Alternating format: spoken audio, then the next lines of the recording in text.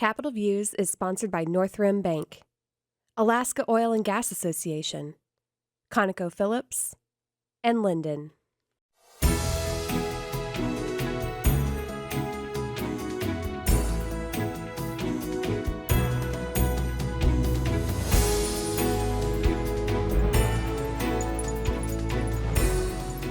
Hi, I'm Tim Bradner with Alaska Legislative Digest, and welcome today to Capitol Views, and welcome to newly appointed to District 29 Representative Garret Nelson from Sutton. So thanks for joining us, Garret.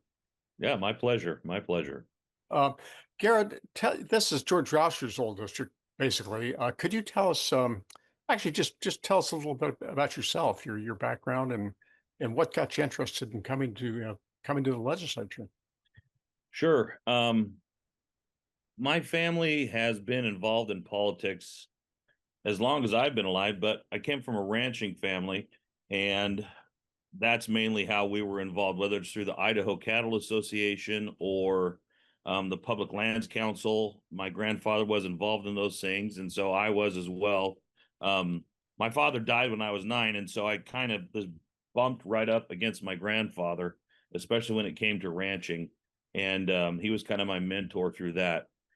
So politics has always been something that is incredibly important to me. I think it's one of there's 3 spheres of government that are established in scripture. There's family government, and there's church government, and there's civil government. And they both all are equally, I think, important and have different there's some overlap, but they all are incredibly important for the well ordering of a society. And so I've thought that for a long time. I've been involved in that. I was involved in politics to a certain degree in Idaho.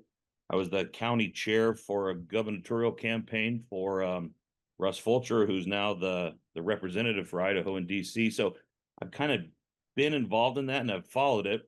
And then when we moved to Alaska 10 years ago, fortunately, my representative, George Rauscher, lived just down the road. And so I'd introduced myself to him and followed his work closely. And then I was involved in the Sutton Community Council.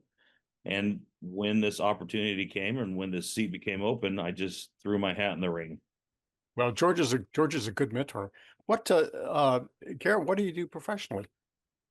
I sell software, essentially. Predominantly it's integrating payments into existing softwares, but like this morning I was talking to people in Ontario, Canada, and also in Florida. So I work remotely, but I work with people all over the nation in either trying to help them, if it's just a business owner, help them try to accept payments in a more, I don't know, seamless fashion, whether it's credit cards or ACH or check, or even cash. And then if there's a software company that needs to have a payment solution that they can tie in, I basically start the process, or I help them try to figure out a solution to make their software more effective for the end user. Yeah, well, Garret, maybe talk a little bit about the district. George's. It's been George's district for a long time. Have there been any changes, or it pretty much goes all the way from Matsu to Valdez, I guess? Yeah.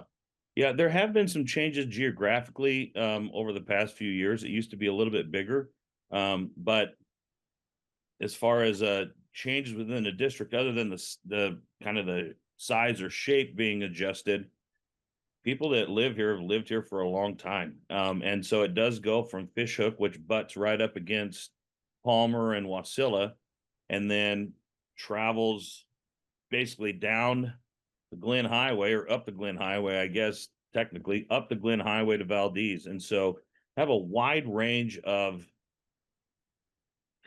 I don't know, industries and individuals. You have some people like myself that have, not lived here our whole lives, but then there's people that have lived here their whole lives. And there's a variety of interests and concerns, from hunting to natural resource development to, you go to Valdez and you got ports and like tourism. So it's quite a diverse district. With your, of course, part of it, there's agriculture interest in Huh? part of the district. And with your background, your family background in ranching, you must have some views on ag potential and the ranching potential. Yeah. I have a degree in animal science from the University of Idaho with an emphasis in range management. We did a lot of public land grazing. And when it comes to agriculture, I could blow through our entire time talking about that. The potential in Alaska for like agriculture and production is astounding. Even if we just look at our history, we don't even have to think about like future potential. We can just look at the history of what our state used to produce in terms of animals or eggs or any of that kind of stuff. That potential isn't gone. It's still here. It's just more economical right now for us to bring it in from the lower 48. I don't like that. I think that's sad. But this place grows enough grass to feed enough cattle to feed the entire nation. So like that's a very exciting thing to me. Is agriculture and the potential that we have in this state. It's not being realized right now.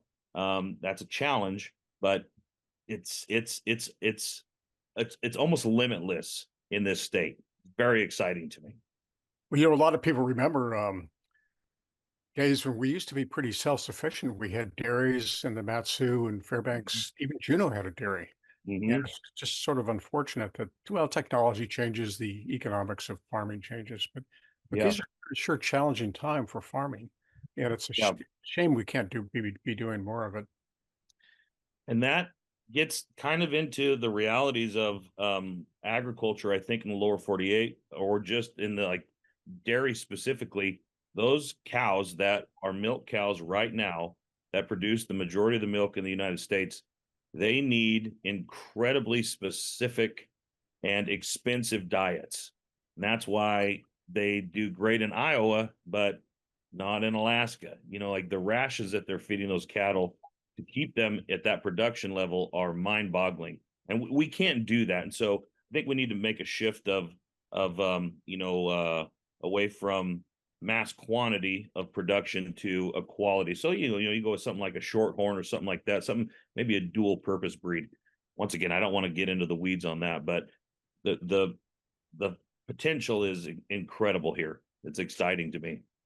Well, it's an interesting topic because a lot of people are kind of worried about food security these days, Mhm. and we are quite capable of feeding ourselves. We just have to get ourselves better organized. Yeah. And I think just as a little side note, like we talk about it as like if you provide your own food, you're a prepper.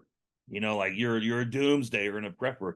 And my great grandmother lived with us for the end of her days. And so what people call prepping and doomsdaying now was just their everyday life. It was just their everyday life. They're just like, well, we're gonna like winter's coming and we're gonna need food, and so we have to make it.